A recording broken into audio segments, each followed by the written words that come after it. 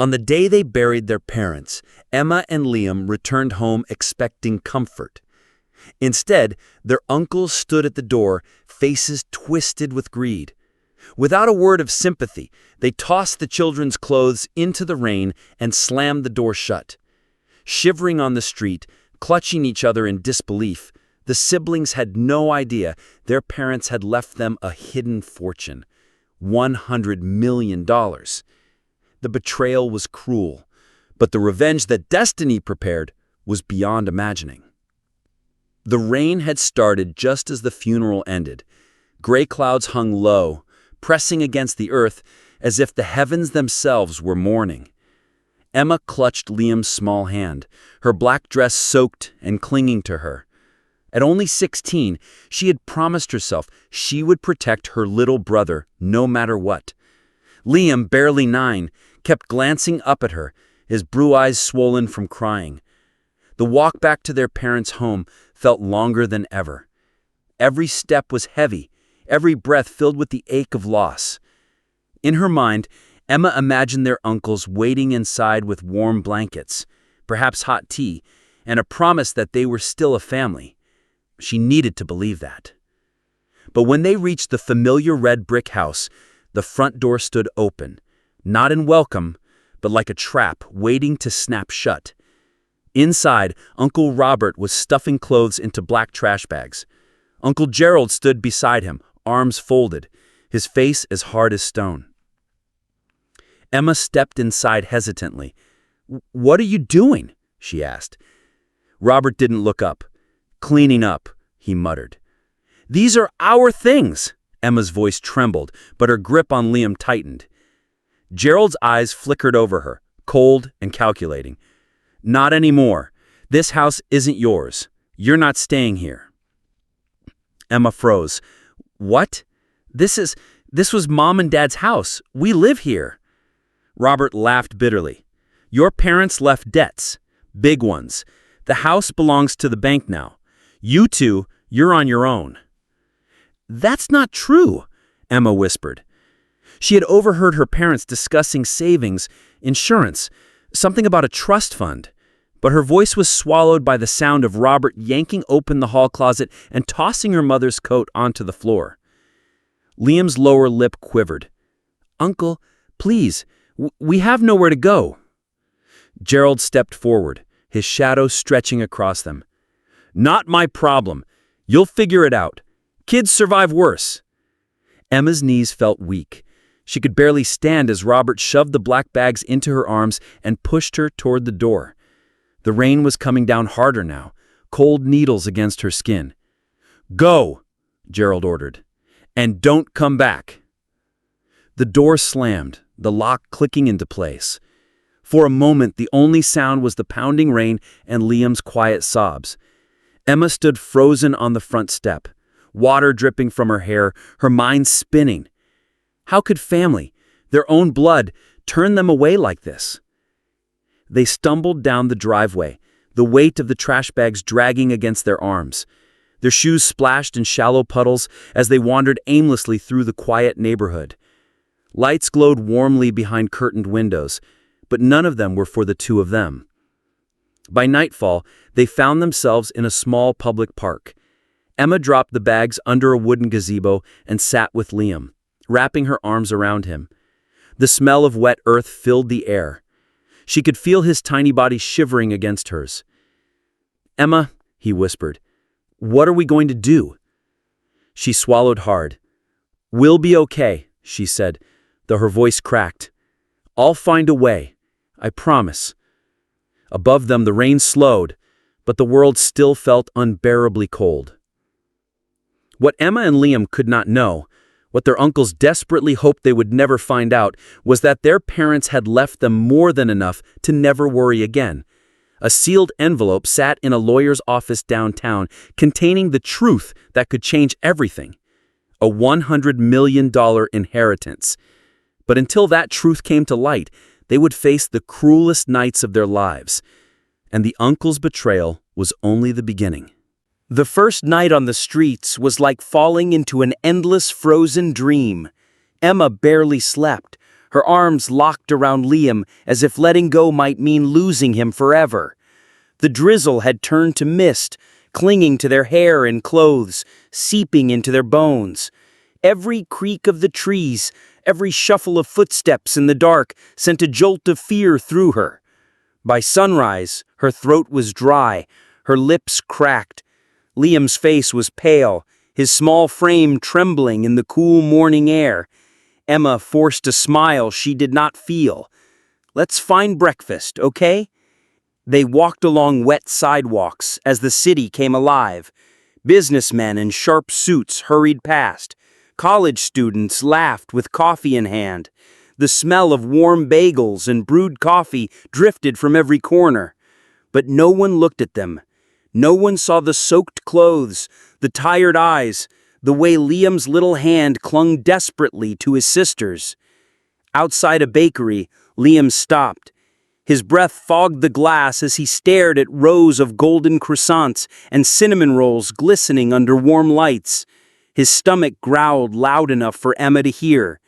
She led him inside, her voice shaking. "Please, we just need a little food. Anything you can spare." The woman behind the counter raised an eyebrow, her lips tightening. "We're not a shelter. If you want food, you pay for it." Emma's cheeks burned. The warm scent of pastries that moments ago had been comforting now felt cruel, taunting. She turned, taking Liam's hand, and stepped back into the cold. The hours dragged. Hunger clawed at their stomachs. They searched trash bins behind diners, flinching at every noise. Finally, Emma found half of a discarded sandwich in a crumpled paper bag. She wiped it clean with her sleeve before breaking it in two. "Here," she said softly, giving Liam the larger half. He looked at her with guilty eyes. "What about you?" She lied. "I'm not that hungry." She was starving.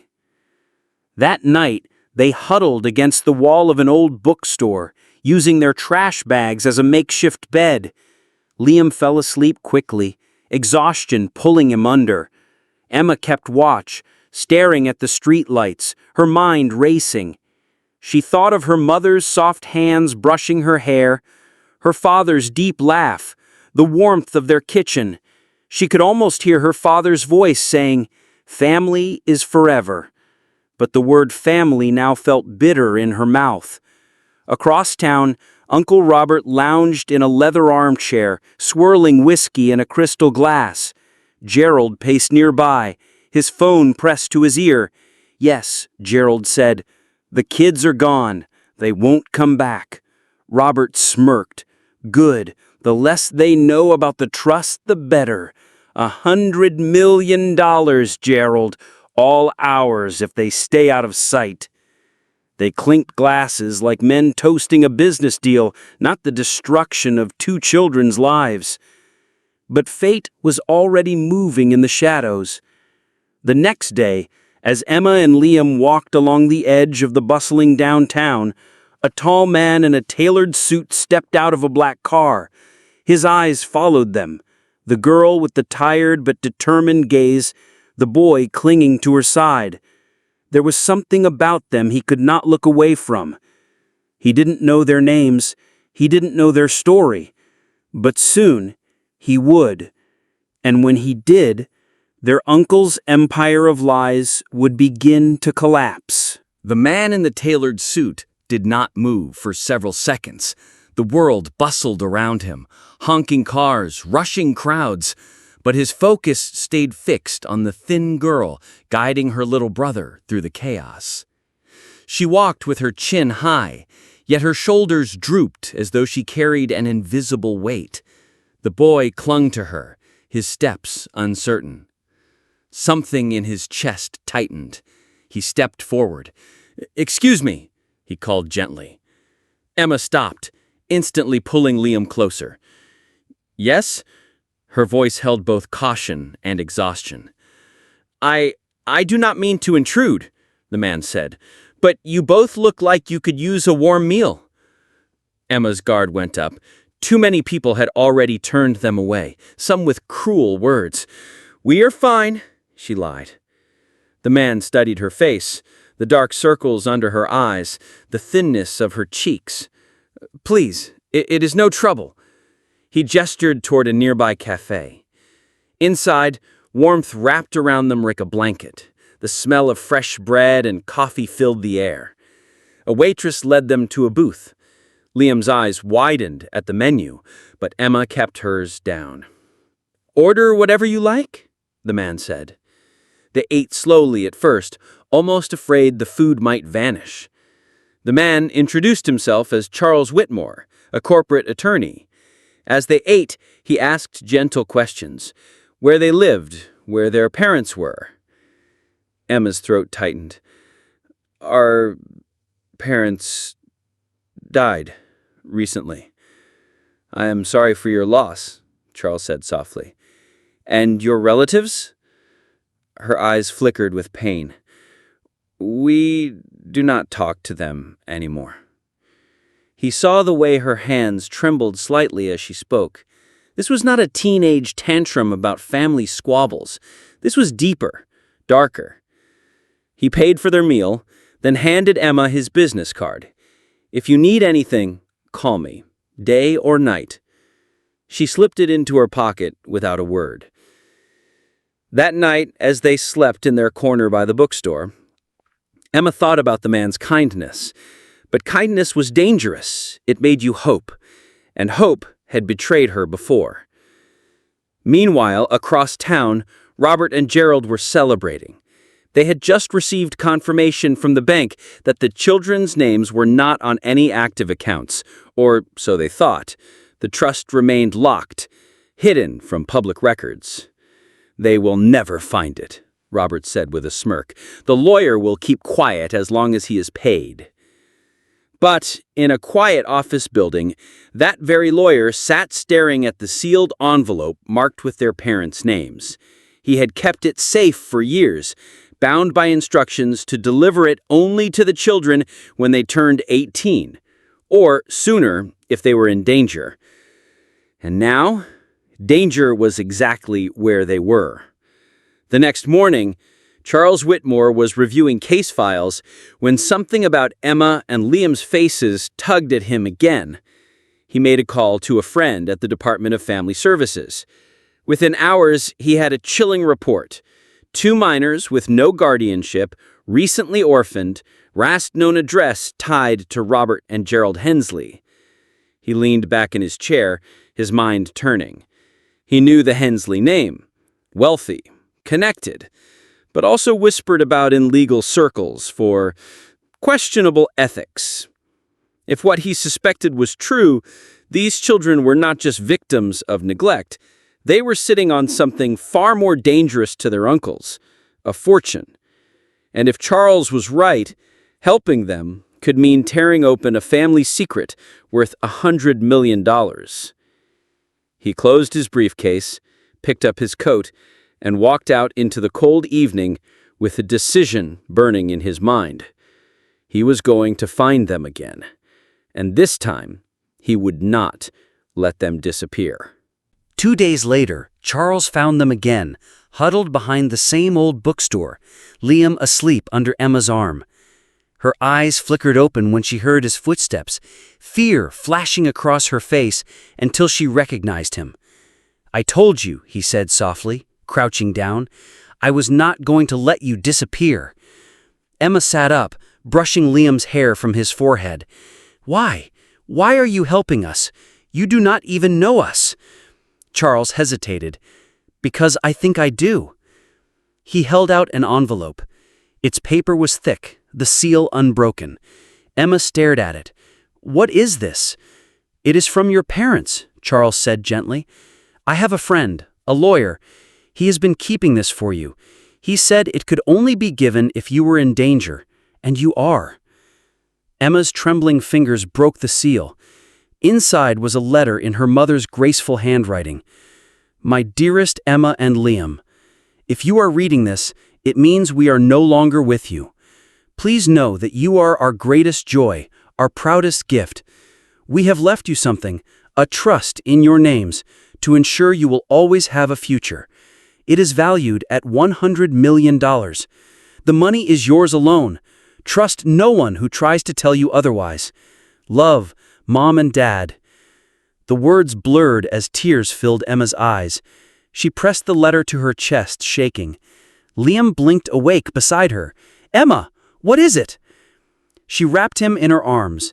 "It means we are going to be okay." Charles's voice was firm now. "Your uncles knew about this. They tried to keep it from you. That is why they threw you out, but they will not get away with it." That afternoon, Charles walked into Robert and Gerald's apartment unannounced, his presence filling the room like a storm. The brothers froze mid-conversation. "What is this?" Robert demanded. "This," Charles said, tossing the letter onto the table, "is the end of your little game. The children know everything. And as of this morning, the court knows too. Emergency guardianship has been granted to me. The trust is being secured in their names exactly as their parents intended." Gerald's face drained of color. You cannot." "Oh, I can," Charles cut him off. "And when the fraud investigation starts, you might want to think about how many years you are willing to spend in prison." The room was silent, except for the ticking of the clock on the wall. The uncle's empire of lies had crumbled in a single afternoon.